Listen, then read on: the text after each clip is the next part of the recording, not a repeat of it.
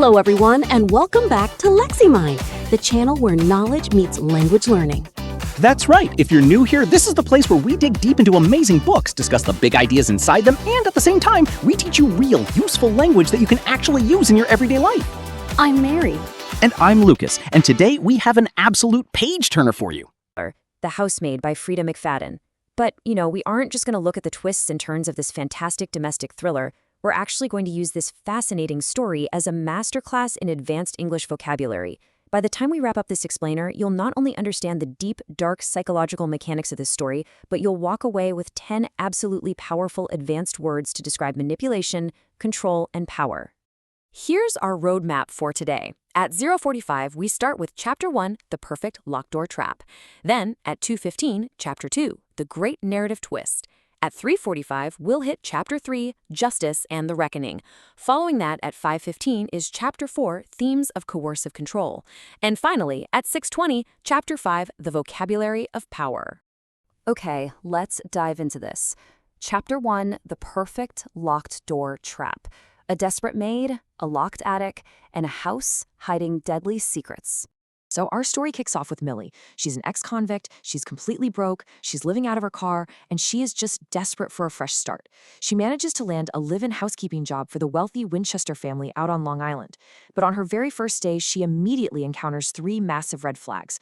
First, she's given this tiny attic bedroom where the window was literally painted shut.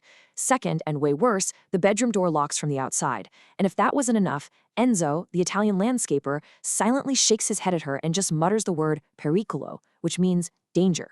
But look, Millie is homeless, she's desperate, and desperation often forces people to completely ignore the most obvious warnings. Now, as Millie settles in, the wife, Nina, is behaving incredibly erratically. She's cruel, she's constantly changing her mind, and she publicly humiliates Millie on a regular basis. Meanwhile, the husband, Andrew, plays the role of the perfectly sympathetic, kind savior. He helps Millie out, and gradually, she actually falls for him. After Nina is seemingly thrown out of the house following this massive fight, Andrew tells Millie she doesn't have to be the maid anymore. But then, the terrifying reality sets in. One night, Millie wakes up, tries the handle of her attic door, and realizes it is locked from the outside. Moving right along to Chapter 2, The Great Narrative Twist. Everything you thought you knew about the crazy wife is wrong. Now, what's really interesting about this slide is how perfectly it visualizes the bait and switch, because right here is where the book executes a brilliant pivot and switches entirely to Nina's perspective. It completely turns the story upside down. In Millie's view, Andrew was just the kind victim of an unstable, jealous wife, but Nina's reality is absolutely horrifying. Andrew is actually a sadistic abuser. For years, he was the one locking Nina in that exact same attic. Nina's so-called crazy behavior, the weight gain, the public volatility, it wasn't madness at all. It was a forced performance required by Andrew, and simultaneously, it was her desperate armor and escape plan. So the crucial point is how methodical Andrew's methodology for trapping Nina really was.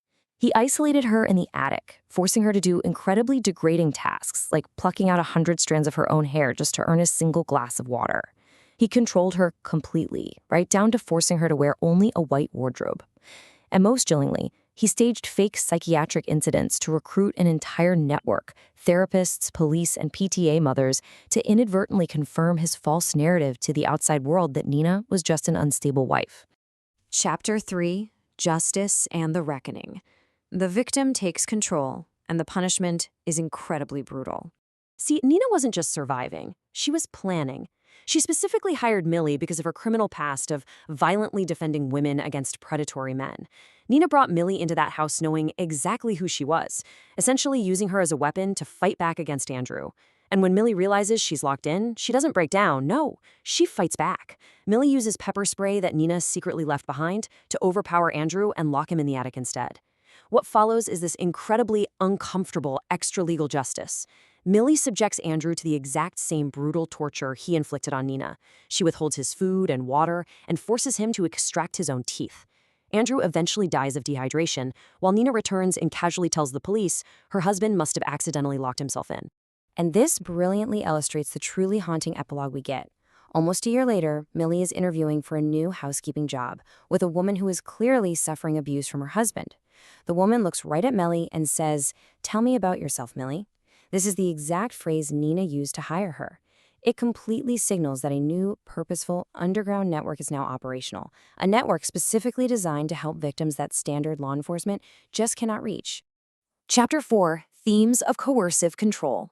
Unpacking the invisible prisons built by respectable society. This entire story serves as a terrifying warning about coercive control without visible bruises.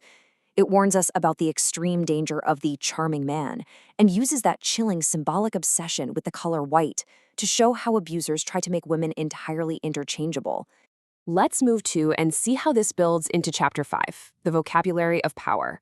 Master 10 advanced English words to describe manipulation and control. We are going to anchor these 10 advanced B2 and C1 words directly to the thrilling plot we just unpacked. Our first word is contingent. This means depending on something else in order to happen or be true. In the story, Nina's freedom and her access to basic food and water was entirely contingent on her successfully completing Andrew's impossible, degrading tasks in the attic. Next up, we have the verb to neutralize. This simply means to cancel out a threat or advantage. For years, Andrew effectively neutralized every single escape plan Nina ever attempted, simply because he was always one step ahead of her. Now, to launder is a verb we usually hear used for money, right? But figuratively, it means to make something dishonest appear clean or acceptable. Andrew successfully laundered his abuse of power right through the disguise of respectability, wealth, and undeniable charm. An absolutely crucial concept here is deniability. This is the ability to deny responsibility because there's no direct proof. Andrew was terrifying precisely because he always maintained plausible deniability. He never left a physical bruise or even raised his voice in public. Halfway through our list, we find the verb to calibrate, which means to carefully measure or adjust something to achieve a precise result. Andrew exquisitely calibrated his cruelty. It was never quite enough to leave legal evidence, but it was always perfectly measured to cause immense suffering. Another really powerful word is leverage. This is a power or advantage you use to influence a situation or a person. Think about how Andrew used Millie's criminal record and her parole officer as leverage to keep her totally trapped and compliant. To weaponize means to turn something into a tool of attack or control. Andrew ruthlessly weaponized Nina's mental health history. He used it against her to make the entire community distrust anything she said. Which brings us to this fantastic advanced expression, alibi network.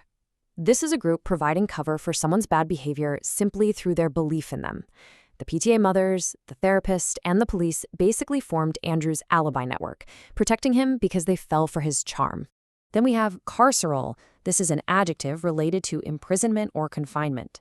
This thriller exposes the invisible carceral structures running right beneath respectable society.